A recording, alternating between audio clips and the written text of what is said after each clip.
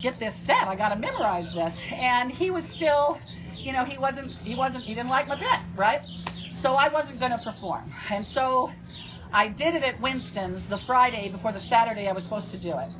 And it went fine. And then that Saturday I sat and I thought, well, I've listened for a lot of hours to these other 14 people. I really want to go support them.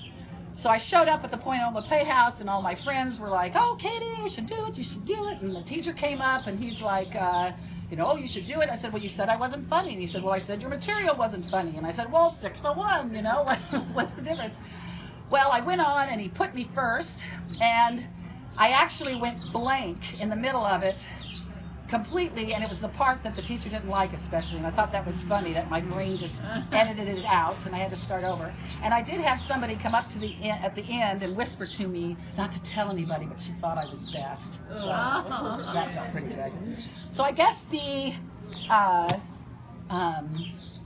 the general gist of my talk is just that it was and then once I did it that Saturday, I haven't felt as, I'll start to cry.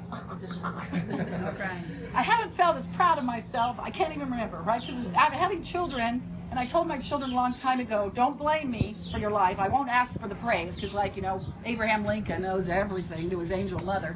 But, so I try not to get my self-esteem from my children, because, they're responsible for themselves. And so to have this, to actually have done it and get up and get the whatever that's called, it felt really, really good. And so I'd encourage everybody to step into those uncomfortable emotions. And I called this talk emotional bungee jumping because the idea is that I would never in a million years bungee jump. That is scary. But there isn't any emotion we have that will kill us. You don't have an emotion that's going to snap. Anger, I'm with the anger thing too. I had a really, really scary mom. I had an angel saint dad and a really scary mom, and so I'm very uncomfortable when people yell, but